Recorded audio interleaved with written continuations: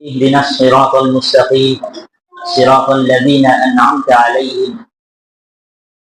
ہم سورہ فاتحہ کے اندر دعا کرتے ہیں، اے اللہ ہمیں سیدھے راستے کی ہدایت فرما۔ صراط الذین انعمت علیہم، ان لوگوں کے راستے کی جن پر تو نے انعام فرمایا ہے۔ وہ کون لوگ ہیں جن پر اللہ نے انعام فرمایا ہے؟ دوسری آیت کے اندر اللہ رب العزت نے واضح کیا ان لوگوں کا نام۔ اللہ رب العزت نے فرمایا وَمَن يُطِعِ اللَّهَ وَالرَّسُولَ فَأُولَٰئِكَ مَعَ الَّذِينَ أَنْعَمَ اللَّهُ عَلَيْهِم مِّنَ النَّبِيِّينَ وَالصِّدِّيقِينَ وَالشُّهَدَاءِ وَالصَّالِحِينَ۔ اللہ رب العزت نے فرمایا کہ وہ لوگ جن پر اللہ نے انعام فرمایا ہے، فرمایا کہ وہ انبیاء ہیں، من النبیین والصدیقین، نبیین ہیں، صدیقین ہیں، شہداء اور صالحین ہیں۔ اس آیت مبارکہ کے اندر انبیاء اور صدیقین کے ساتھ علم کی نسبت مضبوط تر ہے، یعنی انبیاء اور صدیقین جو ہوتے ہیں یہ علم سے،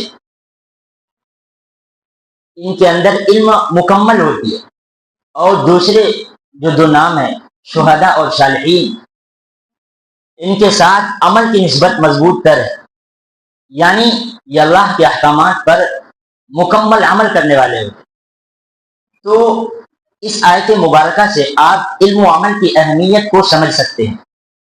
اللہ رب العزت کے نزدیک علم اور عمل کی قبولیت کس قدر ہے، اس آیت مبارکہ کے اندر آپ سمجھ سکتے ہیں۔ علم، اللہ رب العزت نے فرمایا قُلْ هَلْ يَسْتَوِي الَّذِينَ يَعْلَمُونَ وَالَّذِينَ لَا يَعْلَمُونَ۔ اے نبی آپ یہ اعلان کر دیں، اے محمد آپ لوگوں میں یہ بتا دیں اور یہ اعلان کر دیں کہ اہل علم اور اہل جہل برابر نہیں ہو سکتے، یعنی وہ لوگ جن کے پاس علم ہے، قرآنی علوم ہے اور احادیث نبویہ کا علوم ہے، وہ لوگ اور وہ لوگ جو ان علوم سے نابلد ہیں، ناآشنا ہیں، فرمایا کہ یہ دونوں برابر نہیں ہو سکتے۔ تو اہل علم کا مقام اللہ کے نزدیک بڑھا ہوا ہے۔ اللہ نے ایک جگہ اہل علم کی تعریف کرتے ہوئے فرمایا انما یخشی اللہ من عبادہ العلماء، فرمایا کہ علماء ہی اللہ سے ڈرتے ہیں۔ تو علم یہ دو طرح کا ہے، ایک دنیاوی علم اور ایک اخروی علم۔